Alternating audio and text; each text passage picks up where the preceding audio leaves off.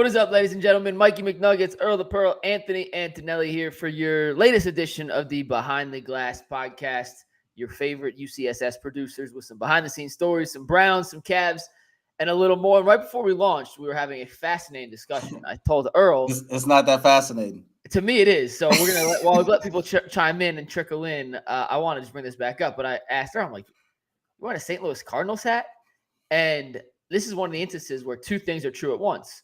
Right. Yes, it is a St. Louis Cardinals hat, but in Earl's mind, and Earl's also right. I'm not saying he's wrong. It's a Lakeside hat.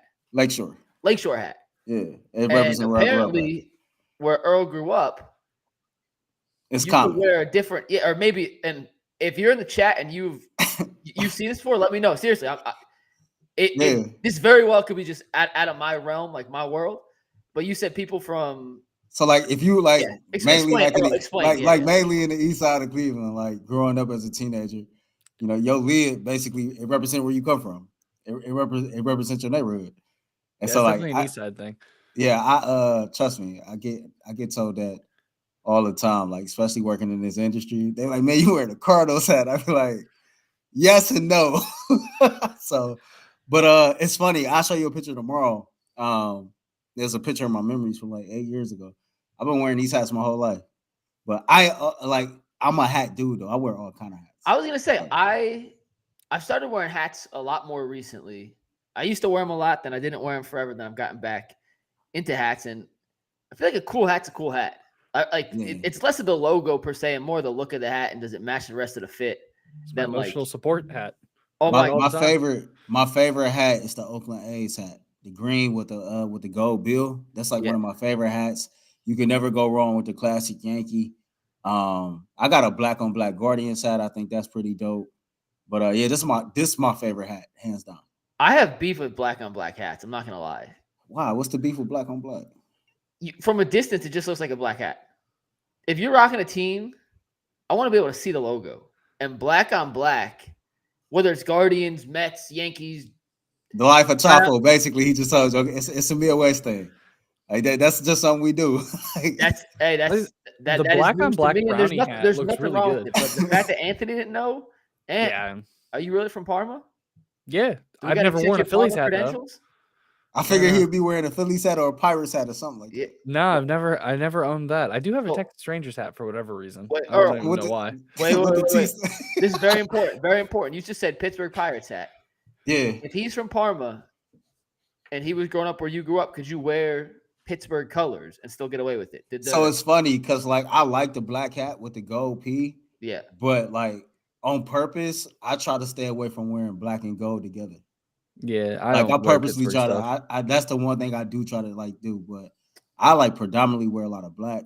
I wear like a lot of black and red. I mean, y'all see me like, but that gold and black, no, I just can't. I can't bring myself to do that. We almost saw Earl. I think it was last Monday. He wore a Michigan sweatshirt, but it's not a Michigan sweatshirt. Oh no, it's not. We thought it was Michigan, but it was your daughter's Warrensville. It's Warrensville. Oh yeah, yes. And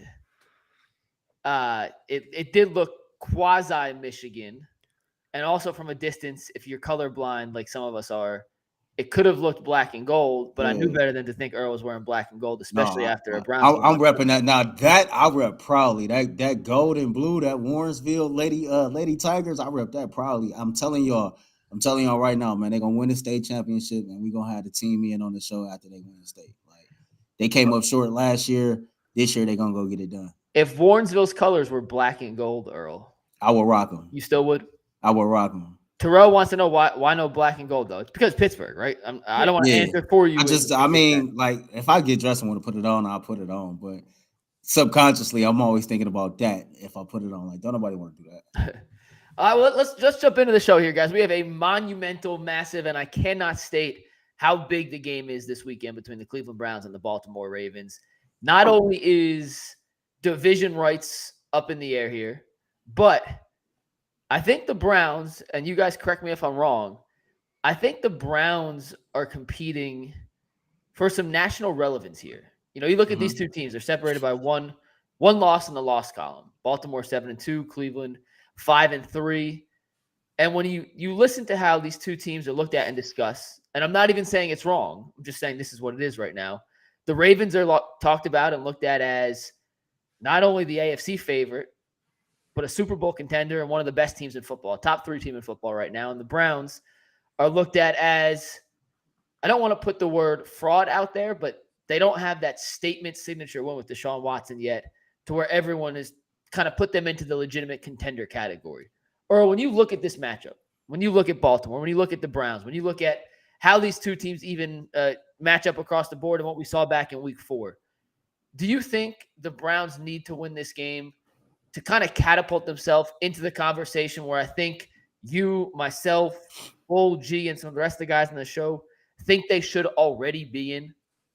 I think for the Browns to be taken serious as a Super Bowl contender nationally and locally, I think they definitely need to go out there and win this game. I think this is a measuring stick game, more so than the 49ers game, for the simple fact it's a divisional game. For me, when I look at the Browns, I think the Browns are night and day different from the Browns teams of the past. And I think the organization, despite the issues, have taken major leaps forward from where they used to be. But with all that being said, until you can beat the Pittsburgh Steelers and the Baltimore Ravens on a consistent basis, then one, you won't never win this division, which make your road to trying to get to a Super Bowl a little tougher. And if you want me to believe, which I've been out here on the front line saying before the season started that I felt like the Browns was going to go play in the AFC Championship, well, if that's going to be the case, you need to go beat a team like the Baltimore Ravens. I think this game is important for Deshaun Watson. I think this game is equally important for Kevin Stefanski. When you look across the sideline and you see Harbaugh on that other side, and no matter what, right? No matter if Lamar Jackson has not been back there, there's been times when we played the Ravens and they was down to their 4th string running back. Somehow, some way, they found a way to come out victorious against us despite all their adversity. And I think it's time that the Cleveland Browns step up and be able to do the same to show that we can overcome adversity, that we stumping with the big dogs now, and that we got to be taken seriously. So, yeah, like to me, this game is very important for a lot of different reasons. And if the Browns want that type of respect and that type of recognition and that type of love, then you need to go out there Sunday and beat the Baltimore Ravens. Ant, you feel the same way? Yeah. I don't like saying must win, Mike, but it's a must win. I don't look at it as a must win. I think the Browns could lose this game and they'll be fine. The rest of the schedule after this week is not very daunting. They play a lot more bad teams than good teams in the next couple of weeks. And if they lose this game, they're still in the thick of the playoff hunt. But I do agree with Earl in the sense that the Browns still need to prove they can beat the best teams in this division. And they have had their way with Cincinnati. And I don't want to call it an anomaly because they have earned every one of those wins and deserve to be, 8-3 in the last 11 games for Cincinnati? Is that something like that, yeah. So I'm not taking anything away from that. But the Steelers and the Ravens, like in my mind, the AFC North still runs through those two cities. Fair, foul, I don't know. Joe Burrow's been the best quarterback. The Bengals have been better than those two teams the last couple of years. But in my mind, if you want to be looked at as a legitimate contender, you got to be able to punch a team in the face. Mm-hmm. Beat a physical. You got to beat a bully. And Cincinnati, for as good as they are, and they are better now than they were earlier in the season, they're more of a finesse team than a power team. And I want to see the Browns, and I think that they're very capable of doing this. So this is what I'm hoping, but I do believe they're very capable of doing this. They got to go in and punch the Ravens in the face and be like, hey, you have dominated us for the last decade. And we don't give a shit. Like, that ends now. Like, that reign ends today. And this is the closest we've seen the Browns to full strength. I know they're dealing with a bunch of knickknacks.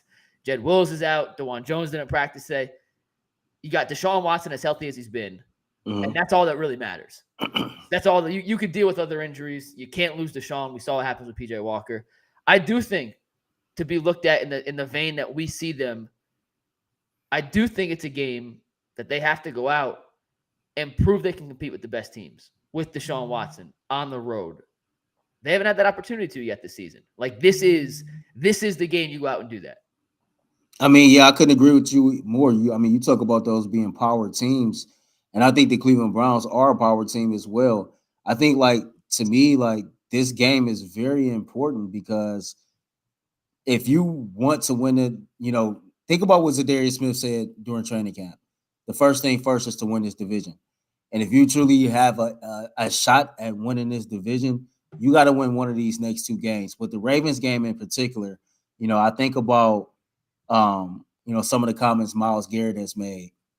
I think about what David Njoku said on our show. Shout out to the Njoku brothers, by the way. Yes, but this sir. team is that they close knit, right? They believe in one another. They believe they can beat anybody, and they believe that they can overcome any amount of adversity. And to be totally honest with you, for as much as that we sat on here, whether it be behind the glass, Browns post game, or on the Ultimate Cleveland Sports Show, and bitched and complained about all the issues with the Browns, everybody from Kevin Stefanski on down in some type of way have overcome some adversity this season. And so this team is definitely battle tested, which is why, like, I have all the confidence in the world that they can actually go into Baltimore and beat the Baltimore Ravens. I think they got a bad taste in their mouth from that first game. And quite honestly, I think that was the turning point to where us in the media locally and then the fans started to become skeptical. When they went out there and the whole Deshaun Watson drama started, and we got our ass whooped at home versus the Baltimore Ravens, it seemed like that's when all that drama started. And so I think the Browns got a bad taste in their mouth. I think they want to go out there and redeem themselves. And I know Jim Schwartz, who struggled against the read option this year and struggled personally against Lamar Jackson throughout his career. Like, I'm pretty sure he's chopping at the bit to go out there and make some corrective action, man. I feel good about this game. I told y'all this morning, I really wish this game was being played tomorrow night. Like, I really wish this game was being played, like, right away. I think it's a lot of people with something to prove, and I think they want to go out there and do just that. Yeah, they're actually lucky it's not tomorrow night, only so they have a few more days to rest and get some of those banged up guys healthy. But I get what you're saying, Earl. There's such a bad Thursday night football game this week too. I wish there was able ways to. I know the NFL has the ability to flex, but they don't use it ever. And you said it's a must win. I think if they lose to Baltimore, I think next week versus Pittsburgh is a legitimate must win, because if you lose that, then you're looking at a lot of teams ahead of you in the division. Why do you think this is a must win? I think it's for morale reasons more than just actual playoff reasons. Like Earl said, like, you got to be able to go out there and punch this team in the mouth. And they came into your house and did it to you. Now it's time to get that revenge game back. And they are the team to beat in the division, I think. I know we're all even, and the Bengals and the Ravens tend to be the flip-flop first place team. Right now, today, it's the Ravens to beat, though. So I think they can't lose this for morale reasons. They can lose this and still make the playoffs. That's whatever. But I think as a team, showing everybody that they are serious, they have to win this game. I said in the title was missing the word B. Yeah, I just tried to update it. I'm not sure if it updates live or not, but we are aware. We appreciate that, and we'll fix it on the back end. I think, man, like the Ravens game, like, it presents so many different challenges and tests, which is why, like, to me, it's a very important measuring stick game. Because, like, let's say I don't really necessarily believe in moral victories, right? But let's say for whatever reason the Browns didn't win this game, but this game was close and competitive throughout, and we lost on like something like a last second field goal or something. I'm gonna still walk away confident about my team. It's going to tell me that my team can stump with the big dogs. The Ravens right now is considered the best team in the NFL. And if the Browns can go toe-to-toe with them, even in defeat, then that tells me a lot about the team that I have. And it tells me that all we need to do is cash a ticket to the dance, and we can dance with anybody. And so it's very important that we go out here, we play hard, that we be prepared, that Kevin Stefanski is prepared, and that Deshaun Watson plays well. I know we'll get into it throughout this podcast, but just play well. You know what I mean? You ain't got to go out there and ball out, and we define what ball out is to you all. But I like our chances, to be totally honest with you, man. They can get got.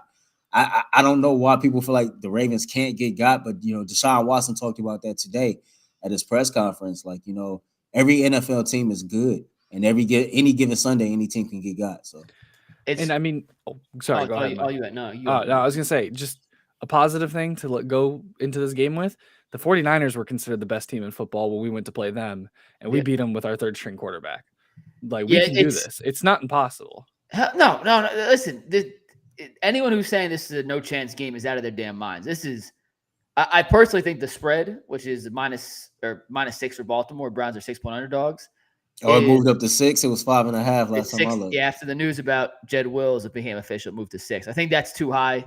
I would hammer the Browns with the points here. I even like the Browns money line. We'll get to our picks later in the week, but I've said this for a couple of weeks now, and we know the NFL is a week-to-week league. We've seen so many teams think you're going to win and then lose. Like, it happens literally every week. There's some sort of upset you didn't see coming. In this game, or at least with the Ravens, like, they've been playing so well for 4 weeks straight now. And you could look at the final score of Baltimore. That game was never close. Like, I know the final score made it look like a one-score game. It was not close. We haven't seen a team in football in the last 3 years. Seriously, go back. Play 5 really good games in a row. There's always a clunker thrown in there. And I thought we were going to see a clunker versus Seattle. Well, that didn't happen. I thought we were going to see a clunker against Detroit. That didn't happen. Like, Baltimore, based on the precedent in the last few years of teams being that good on both sides of the ball week in, week out. It's like Indy with the Browns defense. They play 10 times. There's only one time that Indy's putting up 38 points on that Browns defense. Like, it just happens. Right. Ravens are due for a clunker.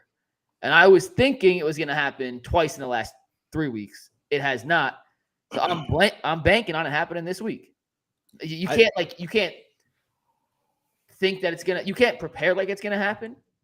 But they're due to not play as well as they have, and I think this Browns defense is good enough to cause them a lot of chaos come Sunday.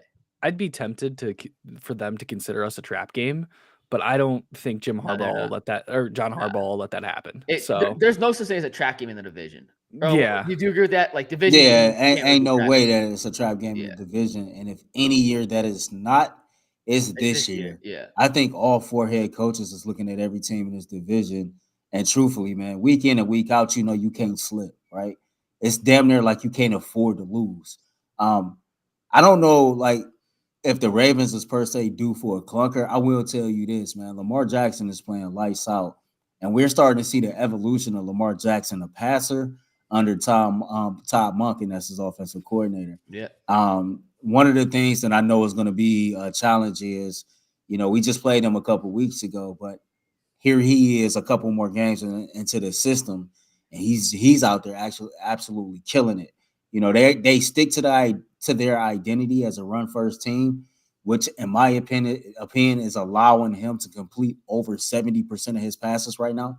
You know what I mean? Like, the offense is doing what it needs to do for them to have success. It'll be a challenge, but I think our defense is up to it. If I had to spotlight a couple players that's not named Myles Garrett, man, this is I go back to that draft, and I believe they were in the same draft, man. This is what you drafted Jock and Grant Delpit for. Yeah. Lamar Jackson is exactly why you drafted these 2 players in particular. And so to see them actually playing very well, to see them actually like having success in Jim Short's scheme, it just seemed like that last game, you can't throw it out the window. The results was what it was, but it was so much surrounding that. They got a bad taste in their mouth, man. Yeah. This is going to be interesting to see, how they come out there. You got to start fast. You can't start sloppy. For me, the biggest thing is zero turnovers, man. 0 turnovers. And the Ravens are really damn good at forcing turnovers. The Browns have not been great at limiting giveaways. Excuse me. On the offensive side of the ball, one word that I'm looking at for this Browns defense, this is where they've gotten hurt this year. As good as they've been, and they play aggressive as hell, when they get over-aggressive, that's when they've got. And that's what the read option's done to kill them. And we have Tyvis coming in tomorrow, and we're going to do this for the TV show on Friday. But Tyvis is going to essentially draw up on the big board in a Coach Tyvis segment how to be aggressive but not over-aggressive against a guy like Lamar Jackson. And how do you keep your discipline and your run gap assignments while also watching one of, if not the best, and me and Earl agree, he's not the best, but one of the best running quarterbacks in the history of the NFL. It's a lot easier said than done. Mm-hmm. And if anyone could try to explain to us how you do it, it's a guy like Tyvis who played in the league for 4 years and was a high-level college athlete who did exactly that. It's going to be a challenge. Absolutely going to be a challenge, but this Ravens offense, when you look at the outside weapons, I'm not taking anyone on the outside for Baltimore over the Browns' defensive backs.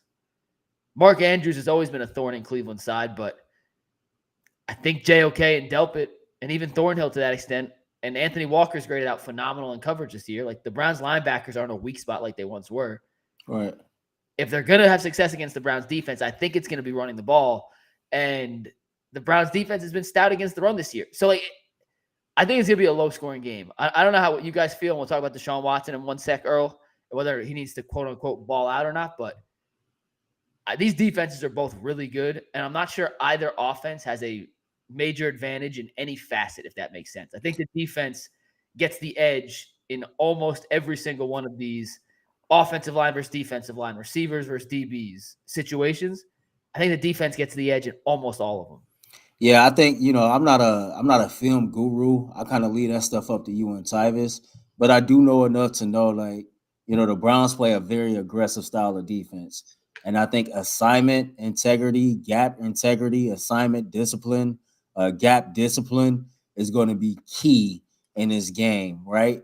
Like the Browns got to have a tendency to over pursue, and Lamar Jackson is, man, like, he gonna make you stand on business if you play like that with him. He not playing those type of games. And so, like, I just think gap discipline and gap integrity is gonna be key here. And I trust the fact that they can do it. I'm like you. If I went corner per receiver, I'm taking Newsome, MJ, and Ward over Flowers, Beckham, and Aguilar. If that was the case, I think that Mark Andrews is definitely the only pass catcher. I ain't gonna say the only, but Mark Andrews is the top priority pass catcher that I know that can hurt me. But to your point, our linebackers has done phenomenal in coverage, and I think they'll be okay. They gashed us in the run game last time we played, and so I hope that the Browns can clean up those issues. Outside of that, they've been pretty good against the run. Luckily for us, we coming into this week with Dalvin Tomlinson and Shelby Harris and Jordan Elliott playing their lights off right now. So, like, if they can continue to play lights out football the way that they've been playing and try to sustain the Ravens rushing attack as much as they can, because I'm like you, this is going to be a low scoring game. And I don't think either team is going to be able to absolutely shut down the other's rushing attack. But if you can just kind of kind of bring it down a little bit. I mean, what are they averaging? Like 160 something yards a game on the ground? Like, that's crazy.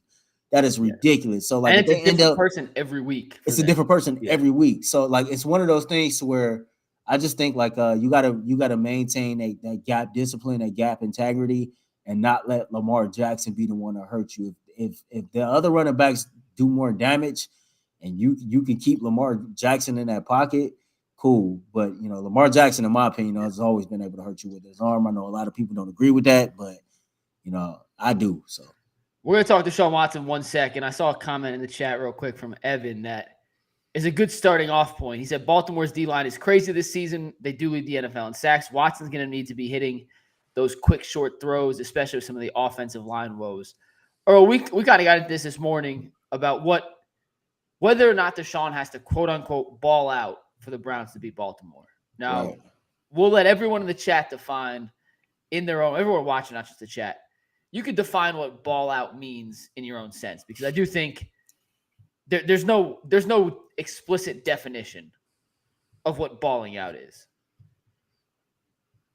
It could be 325 and 2 touchdowns. It could be 175, 80% completion, no turnovers. You can choose what it has to do. What I do know that's going to happen this week, all right, I say I know, I assume. The Browns' offensive line is banged up. The Ravens' defensive line is really good. Justin Madubuike might be the most underrated defensive tackle in football right now. That dude has sacks in 6 straight games and 7 of the 9 games this season. They have guys, Kyle Van Noy, off the damn couch, who has a top 5 pass rush win rate in the league. Jadeveon Clowney's playing well. They get pressure from the D-line a lot. And I'm going to say something I never thought I would ever say, Earl. This is the Elijah Moore game.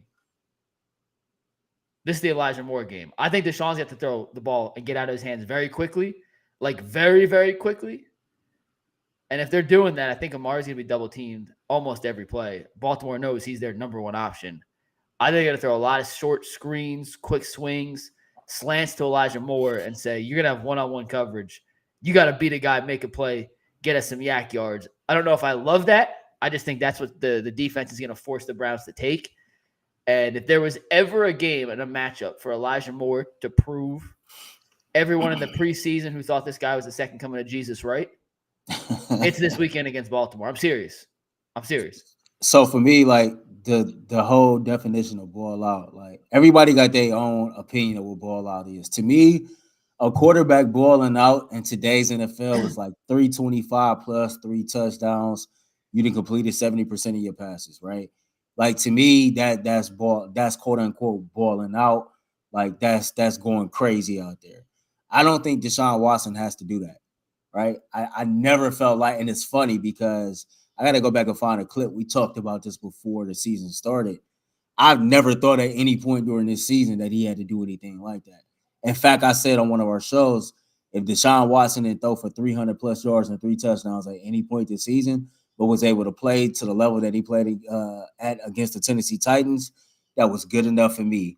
It might not be good enough for everybody else who's worried about him being paid elite money and they want to see the stats match that. But if that's what I can get week in and week out, I'm cool with it. I think that this is going to be a total team effort. I think that the running game needs to be stout. I think Leroy made some great points today. I know the yards per carry get brought up a lot as far as, them averaging anywhere from 2.7 to 3 yards a carry, but them being able to run the ball 40 times minimum over the last 3 or 4 weeks and still gained over 125 yards plus. I think that says a lot about how effective they can run the football. And I think you still got to lean on that. I don't know if it's just the Elijah Moore game or not, to be totally honest with you. I do know that David Njoku throughout his career then had some pretty big games against the Baltimore Ravens, and I expect him to actually be able to do the same this week. And Yeah, the Elijah Moore game? I actually it might be. I would lean more towards Njoku as well with Earl. But I don't think he has to ball out for this. I do think it needs to be a total team effort with the defenses both having the edge like on either side, like you said earlier. I don't expect him to go out there and put up 400 yards, 325 yards and 2 touchdowns. If he gives me 185 with maybe a run-in touchdown and 1 passing touchdown, cool. Like I need the whole team to come out and play this week. Yeah, I think it depends on your definition of ball out. Like 325 and 2 touchdowns, they could absolutely win if he does not throw for 325 and 2 touchdowns. I don't expect either offense to put up a ton of numbers. Do you think? I really don't. Just on the Deshaun Watson, because I know Bull kind of touched on that earlier today, and I strongly disagree with him. He said, the Browns traded for Deshaun Watson to come here and be a superstar. Do you believe that a lot of people believe he has to like be a superstar in a stat column in order for them to say, okay, this is worth the trade? During the regular season, yes. In the postseason, just win. So basically, you saying people will change their mind? I think it's not a perfect example, but it's like buying a Ferrari to take your kid to school and never taking it on the highway. It's like buying a Ferrari and never going more than 25 miles an hour in a Ferrari. Like the Browns went out and purchased the top line model of whatever they're doing. And if he's going to be a quote unquote game manager where his only real duty is just don't turn the ball over, you're just not maximizing that asset's full potential. I think that's more of and at the end of the day, if you win, it doesn't matter how you win. Like at the end of the day, winning's more important than any touchdown statistic, any passing yard statistic, any accolade. I'd rather have him go 11-5 every year than win MVP and go 4-12. So I'd rather take a win. But I just think when you make a move for a player of Deshaun's caliber, you give up as much as you did for him, which I totally agree with, by the way. Mm-hmm. I would make that move 100 out of 100 times. It comes with the expectation that he will do more than what you had before. And you make that move to give your offense the most opportunities and options to be an efficient, effective, damn near hard or damn near impossible to stop offense. And we just haven't seen that yet from him. Not saying it can't happen, but I don't think we've seen it yet. But that's the thing. We haven't seen it yet, right? Do I feel like we still could see it? Honestly, internally, I feel like, yeah. I feel like we're not there yet. I kind of go back to what Mary Kay Cabot said, I think in week 2, that the install of this offense, getting to know this offense is the chemistry between Kevin Stefanski and Deshaun Watson, like all those things are still being put in place. Those things take time.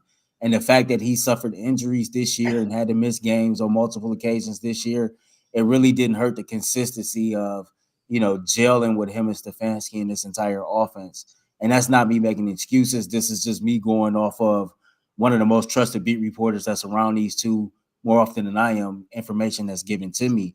Now, with all that being said, like I understand the Browns didn't do all of this to trade for a quarterback that just don't turn the ball over, right? But at the end of the day, I think that we try to be too sophisticated with our takes. I think we try to be too sophisticated with the outlook when in reality, for every quarterback, it's so simple. Like Mike, Tom Brady was a game manager, right? And it won him Super Bowl on top of Super Bowl. Was Brady a game manager? But hear me out. Yeah, of course Brady was a game manager. I think every good quarterback, even an elite quarterback, is a game manager. An elite quarterback, Peyton Manning was a game manager. I can go, Joe Montana was a game manager. Every elite quarterback is a game manager. A game manager is somebody who understands his offense, understands what he's seeing on defense, and can be able to make plays without turning the ball over. That's a game manager. You're managing a game. Like, if you break it down in its most simplistic form, that's what a game manager does. Well, I guess then those guys. That's why I'm saying people be trying to be too sophisticated. Like, then those guys are all game breakers, and Deshaun, based on what the Browns gave up for him, whether you agree or not, should be in the category of a game breaker, not a game manager. Then.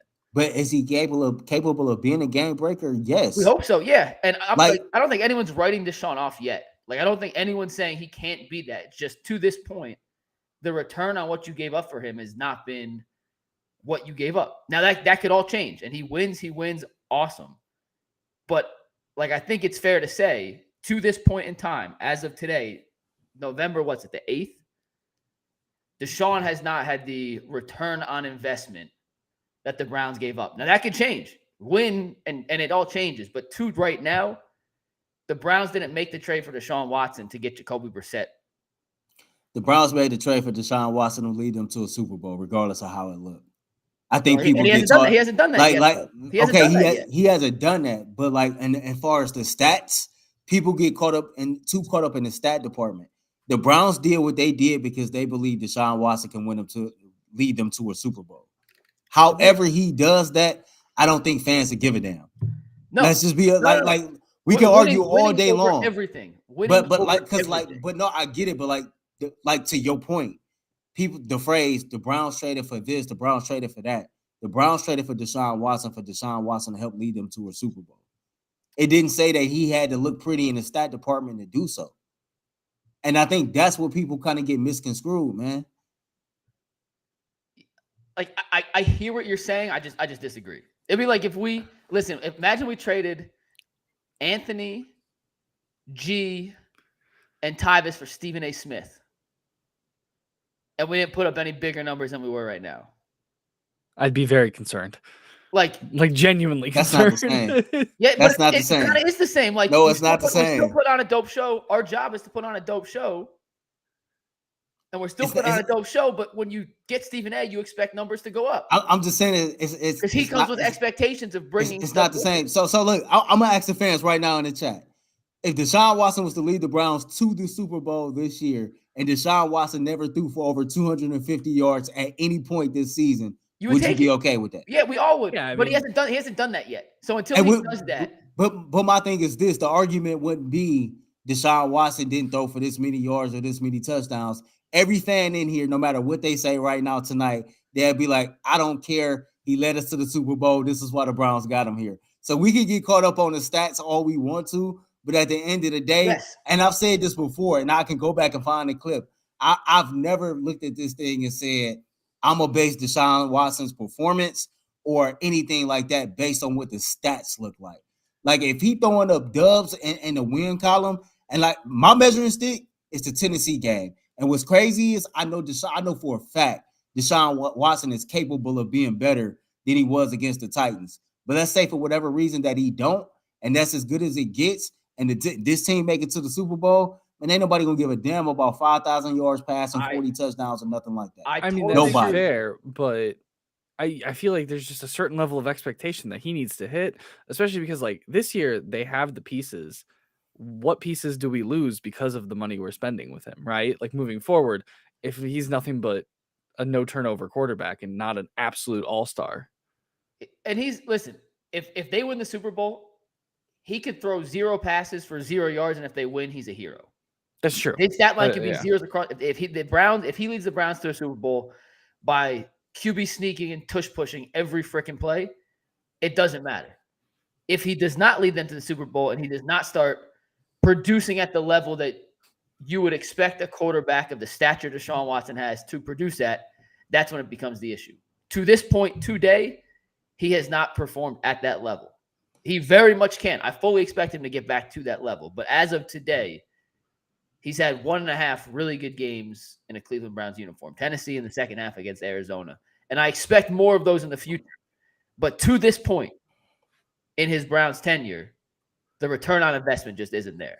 He definitely need to play better. I'm not saying he don't need to play better.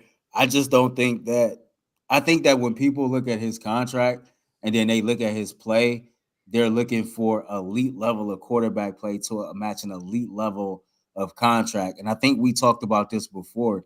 If you look at all these dudes, I'm going to take Joe Burrow out of that because Joe Burrow is playing stupid right now. He's phenomenal. You know what I mean? But like a lot of the times, including Deshaun Watson, you get paid what you get paid based on what you've done in the past and what they project you to do going forward. And very few times do I think these players hit that goal of what they project you to do going forward, unless you Pat Mahomes and you going out there and winning the Super Bowl every week. It may or may not be a good comparison, guys, but think about this, right? Lamar Jackson just got paid too. And I don't think, and before he got paid, there was questions about his arm talent as a quarterback. Everybody know he's dynamic with his legs.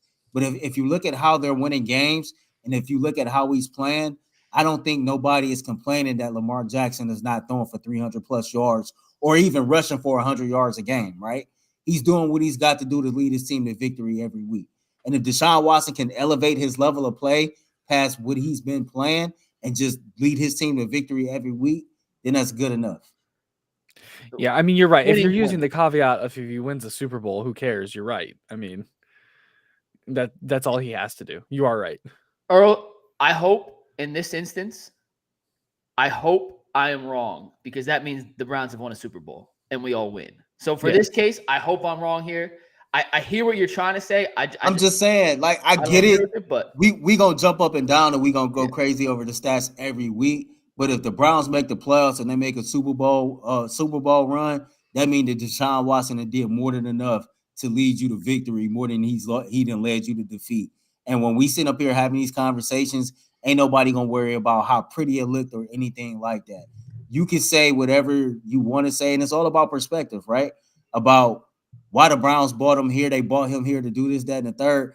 Deshaun Watson can throw for 350 yards, 3 touchdowns every week, and the Browns don't win the Super Bowl, and it was all for naught. Yeah, you see what I'm saying? Look at Houston, yeah. But I mean, the Browns are also 2-1 with PJ Walker at quarterback. So yeah, but Deshaun Watson, if I'm not mistaken, got a 500 record as a starter as the Cleveland Browns quarterback, even as bad as it's been.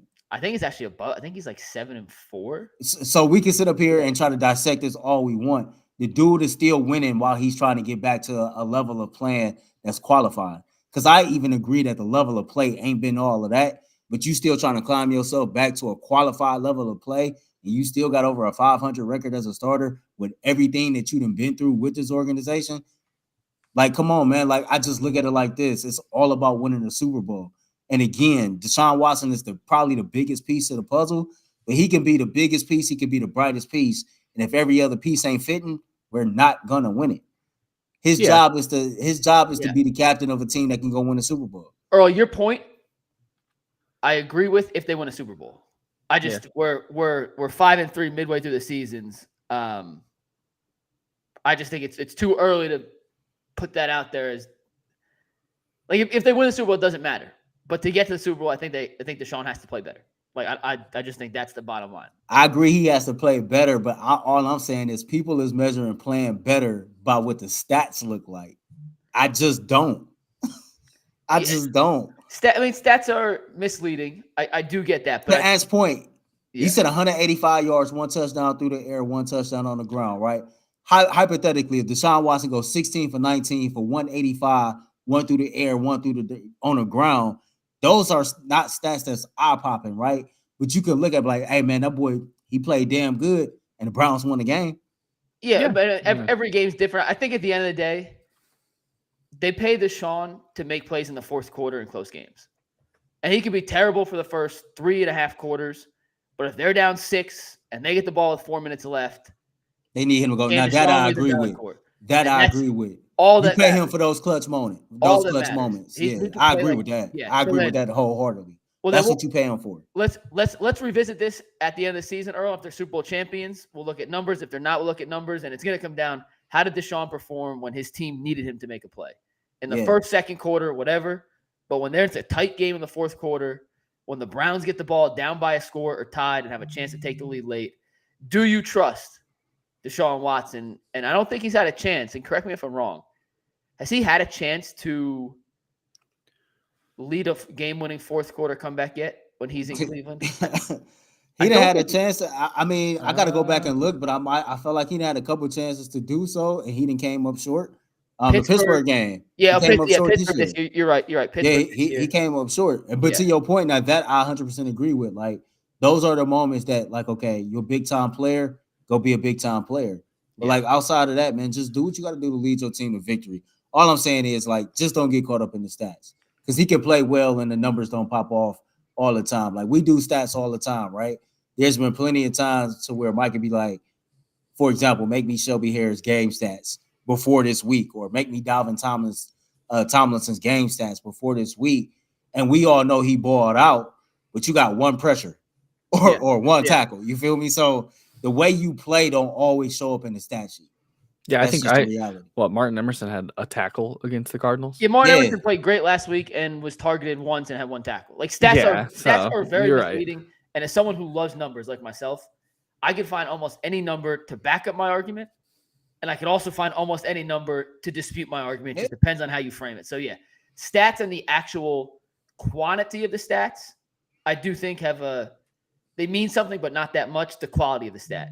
And I think there are certain stats that mean more. And in this case, Deshaun, what do your numbers look like in a one-score game in the fourth quarter? Like, I think that is what we'll come back to and say at the end of the day, he was 6-3 when he had a chance to lead the Browns on game-winning drives. And, yeah, that's why you pay him, and that's what you take. Let's talk a little Cavs real quick, guys. They open up a 4-game West Coast road trip tonight against Oklahoma City. The Thunder beat them in what Jay called a catastrophic loss in the second game of the season. I think he overstated that a little much. In the rematch, Earl, I know what I'm looking at is how Evan Mobley and Chet Holmgren, kind of match up. Holmgren got the better of Mobley in the first matchup. It was his second NBA game, and that guy looked, I don't want to say it again, but he looked like the unicorn we were promised here in Cleveland. Earl, are you watching the SGA Mitchell matchup? Are you watching Garland versus one of the Thunder other guards? They have about 74 they throw at you.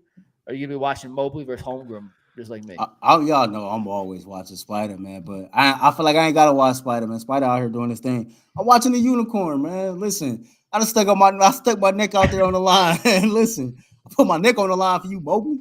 Like, no, I'm expecting him to just bounce back and be better. Like, assert yourself. You know what I mean? Like, figure out a way to get it done. Figure out a way to be more consistent than what you are.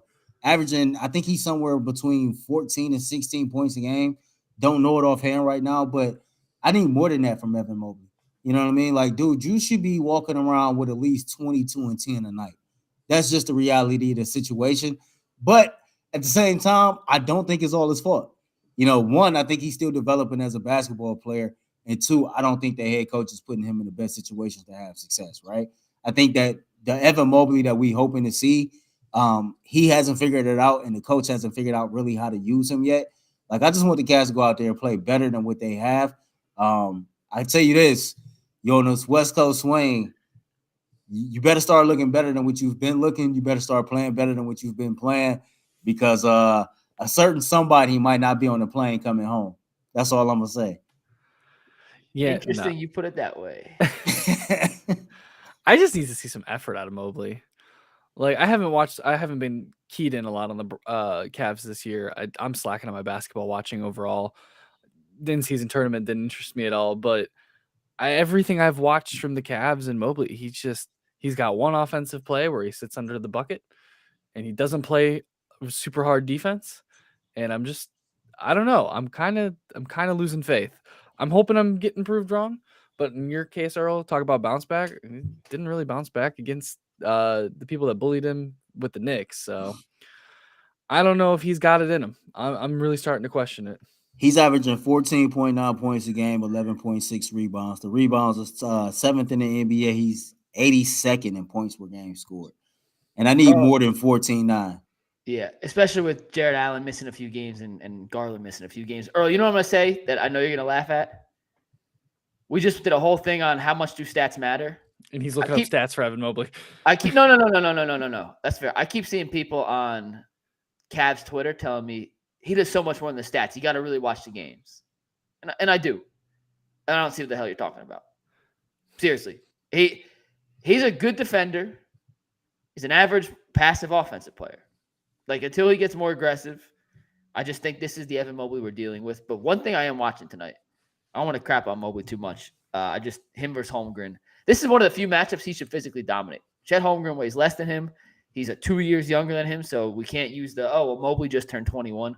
Holmgren just turned 20. So, there's no physical limitations here. Darius Garland didn't play in that first game between these two teams. And Spida had to play point guard, also be the leading scorer, also do just about everything on the offensive side of the court because Max Strus couldn't buy a bucket that game. I still am waiting to see that second-level Garland-Mitchell backcourt click and add some new wrinkles we didn't see last year. And as good and as fun as OKC is, as athletic as they are on the perimeter, they don't really have a good matchup for Darius Garland. He's a little quicker than their guards who are a little bigger. And this is a game, at least on paper, that I think DG has a chance to kind of take over and make his own. And I think if anyone would love that, it'd be Donovan, who's had to put this offense on his back for, 2.5 weeks straight now? Yeah. So I'm watching DG in this one. I think he's I don't know what his FanDuel over-under is for points and assists, but I think he's in for a big night. I don't know. We definitely need to check it out. We need to put that parlay in and see if we can hit ourselves.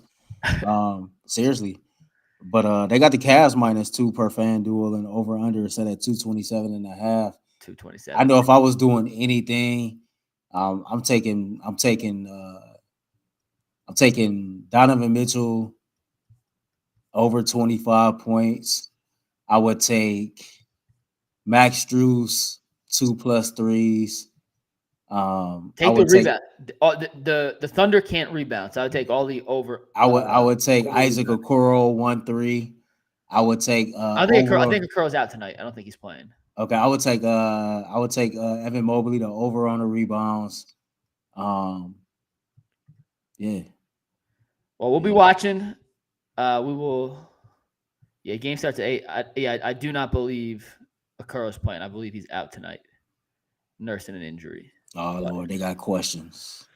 Oh, they got questions. I was trying to find the FanDuel stuff, but I'll start looking at questions. I see a couple super chats that we'll get to, and then if you have any other questions, behind the scenes stuff, ask away. We'll answer those here before we hop off and go watch the Cavs. First super. Hold on. Before he start reading those, while we doing all that, hey, where y'all from? Where y'all watching from? Inside the country, inside the city, like where y'all from, man? Put where you watching at tonight. We do appreciate it. I actually always like seeing that. I should have asked that off the top, and that's a bad job out of me for forgetting. First one comes from Terrell Glenn. What do you guys think the likelihood is that even if the Browns win, national media will make excuses for them, like how we beat the Bengals and it was Joe's hurt or it was raining? I mean, Joe was hurt legitimately, so I don't know if that's an excuse. They still beat the crap out of the Bengals. I think it depends on how they win. But honestly, it shouldn't matter. If they beat the Ravens in any capacity, that's beating the best team in football right now. That should be celebrated and respected, as I know we will do, but I think it should be the same across the country. It's the damn Ravens. They just beat the absolute living dog piss out of Seattle and Detroit. So, you laughing at Christopher Gillespie? Yeah. We'll read some of these in a sec. Be like that sometimes. You agree, Earl? There's no way they cannot give the Browns the love they deserve if they beat Baltimore. There's no way. I mean, I don't know. Maybe it's the Clevelander in me, but I think anytime somebody try to take a shit on one of us, like that's what they gonna try to do anyway. But whatever, man. We don't need y'all glory anyway. All right, next is from Ian Wicks. Says, if you can't run the ball, are you confident Watson is going to throw the ball all over to win? I guess that goes back to what we were saying earlier, Earl. Do you think he needs the ball out? What do you think about that? No, I don't think he need the ball out, man. I think Deshaun Watson definitely need to put together a solid ball game, and not turn the football over and just do his part, right? Like I think we get too caught up on Deshaun Watson being the face of the franchise and everything has to be on him. I feel like I got to get on here and say the whole Jim Brown line every week. Football is 11 on 11. All you can do is make your contribution to the overall goal. So Deshaun Watson make his contribution and don't be the reason why we lose, then I'm all good. Ant, you want to chime in? Oh yeah, sorry, I was reading all the questions. Yeah, no, I mean, like I said earlier, he no turnovers, like a touchdown in the air, touchdown on the ground. I'm happy as long as we win. I think it's gonna be a dogfight. Either way, low scoring. Next is from Nick H. What is Schwartz's record going against teams for second place? I'd have to do. I have no idea off the top of my head. I apologize, Nick, but I'll have to do some research on that. Jacob M14 says, "What do you guys think about the Myles Garrett interview on the Pat McAfee show? Did you guys see that?" I did not. I did see that he wanted to be a Brown for life, though, but I don't think that was the Pat McAfee interview. No, he said the same thing on the K Adams show. It was I watched it. Myles is a cool dude. Like he marches to the beat of his own drum. He does things a little different. He did the interview in his man cave, which had dinosaurs and dragons and all these little things that Anthony has on his desk that I don't really know what they are behind him. And he had a giant, literally those things. Yeah, exactly. He had a giant Jurassic Park mural painted in his office on the wall. That's so cool. Listen, Pat McAfee's the GOAT at what he does. The way he gets guys to let down their guard and just kind of hang out is what we strive to do on UCSS. I think we do a really good job of that with guests that we have come on pretty regularly. When we have athletes on, we're still trying to build up the credibility with them to feel completely at home. But it was a good interview. If you didn't see it, go check it out. Myles said he feels like he's at the peak right now, at his own personal peak. Like he said, this is about as good as I'll ever get.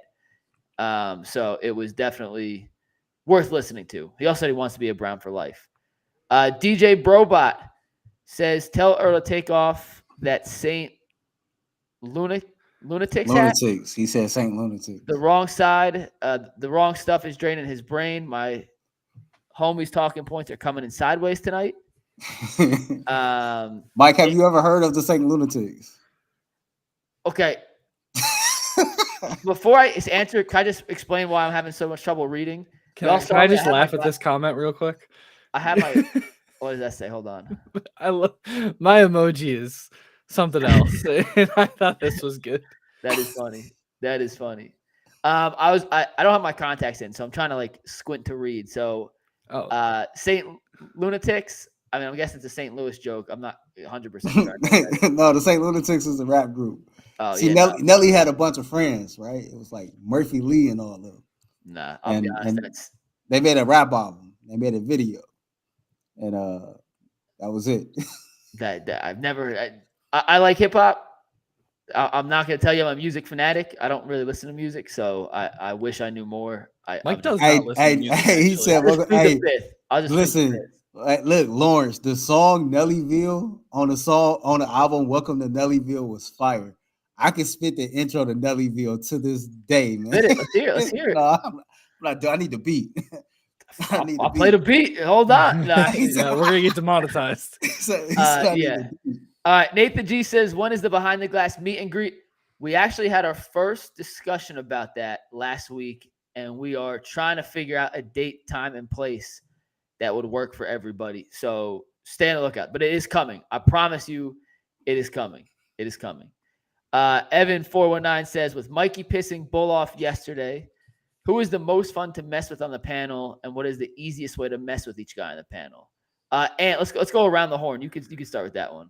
Oh, for me, it's Tyvis, and I think that's just because like he's the closest to my age. Out of everybody, I think, because he's only 29, so he's even closer than you are, Mike. And I don't know why. I can just say something to Tyvis, and his reaction kills me every time. So Ty is my vote. I love messing with Ty. I like messing with Bull. I try to make Bull mad because like I think like Bull pisses me off a lot. Like full disclosure, Bull pisses me off a lot, and I don't know if he pisses me off a lot. Like I had so everybody got their pet peeves, right? Like I have this pet peeve about being cut off when I'm talking. I feel like it's the most disrespectful thing in the world. Is to cut somebody off while they talking, and like that really gets under my skin. So any chance I get to piss Bull off, I take it. Like so when he heard me counting, when you told him he had 30 seconds and he got mad, oh man, that was everything. That was beautiful. That made my day. That made me happy. We and Bull we've discussed we are all good. There's no hard feelings. I promise you. Bull is my favorite to mess with too. I do it in little different ways. Bull hates when we abbreviate stuff. So in the rundown I send out every night, I abbreviate practice to PRAX every time. I abbreviate season to SCN. He does not like any of that, which is weird because it's just less for him to read, but he can't stand that. Who else? I mean, like, listen, they're all fun to mess with in different ways. No, Evan, right? No, Evan is right. He said we've been on the air for a year and a half. I'm just trying to get one ad read in. Just one. The ad reads are really what killed me. But I'm just trying to read. Yo, man. So like, like I enjoy when I'm on that panel, and like y'all can understand where I'm coming from. I'll be trying to tell I got a 79-year-old grandmother from Alabama. Okay, you follow me? She cannot stand seeing her grandbaby getting cut off every time I go make a point. It puts her back in a bad space. Well, it's not just you. It's everyone. I had to let her know that too. I said, man, listen, but we'll have to have a talk about it. But no, like that's a trigger of mine. And so like anytime I can trigger Bull, I'm gonna try to trigger Bull. I like when Bull and Jay trigger each other. That'd be funny. That's my favorite too, because those two, and I swear this is no BS. This is all legitimate. Like there's never hard feelings between the two. They are probably as tight as anyone on the show off camera. But they find themselves on like steadfast, different sides of the argument more than anyone else. And neither of them like to budge. Like there's very little budge room in the middle. And you guys have seen all the different times where it's essentially been Jay versus Bull and everyone else just kind of backs off. And Me too, Evan. I was cracking up. Me and Anthony be leaning on each other, laughing our ass off. That's what y'all don't see.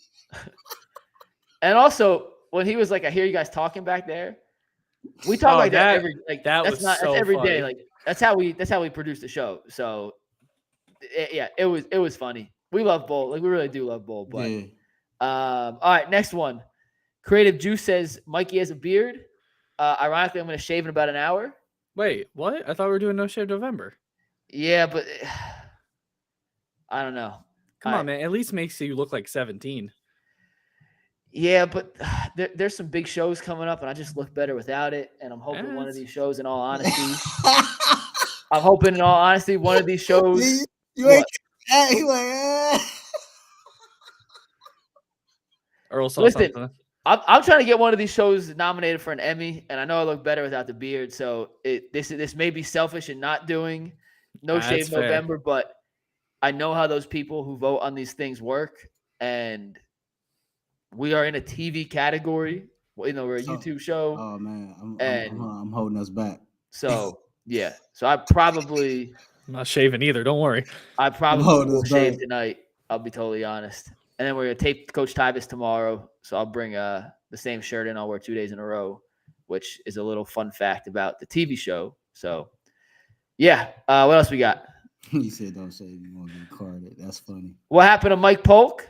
Mike Polk is the busiest man in the Channel 3 building, literally the single busiest man in the Channel 3 building. And his schedule, when they added like 7 new things to his schedule this year, he was like, "Hey, I love you guys, but I'm not around. Like I can't give you a consistent schedule." So he unfortunately parted ways with UCSS. No hard feelings. We love Polk. We see him every day in the building. You do? I haven't seen him since the softball game. He's so busy. I seen guess- Polk last week. Oh yeah, man, I haven't run see him into when him in a like, while. I go up and ask Yak questions. I usually see him in the newsroom, Yeah. but Oh, all right. he's literally the man does not stop moving. He's the He busiest getting man in the money. building. Yeah, I heard It's getting true, some money. yeah. So that is where Polk is. And yeah, I think that's gonna wrap us up here, guys. We appreciate it. Oh, actually, before we do that, I gotta scroll back up. Earl asked where people were tuning in from. We're gonna give some shout outs real quick. Where is it? Where is it? All right. I think we're here. Soul Train said watching from Orlando. Big Chuck and Lil John, Akron. Evan 409 in Jay's hometown of Chagrin Falls. We have Tony Maselli from Long Island. Nathan Tony Maselli. That's a Long Island name. I've never heard one. That's a lot. Tony, what's up? Hey, wait, real quick. Tony, did you watch the John Gotti documentary on Netflix? I did. It was fire. I was fire. I heard it was good. Yeah, rest in peace, John Gotti. Nathan G from Lorraine. I'm assuming that means H-Town. H-Town? H-Town. I'm forever H-Town.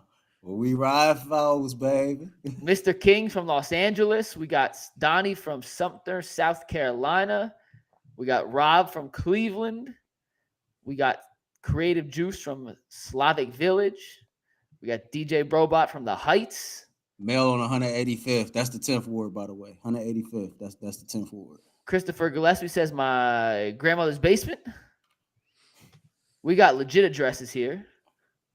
Shout out to Lawrence. Did we just dox somebody? Is that what we're doing? We're just putting up. No, shout out Lawrence. We got Alabama, right, Willowwick.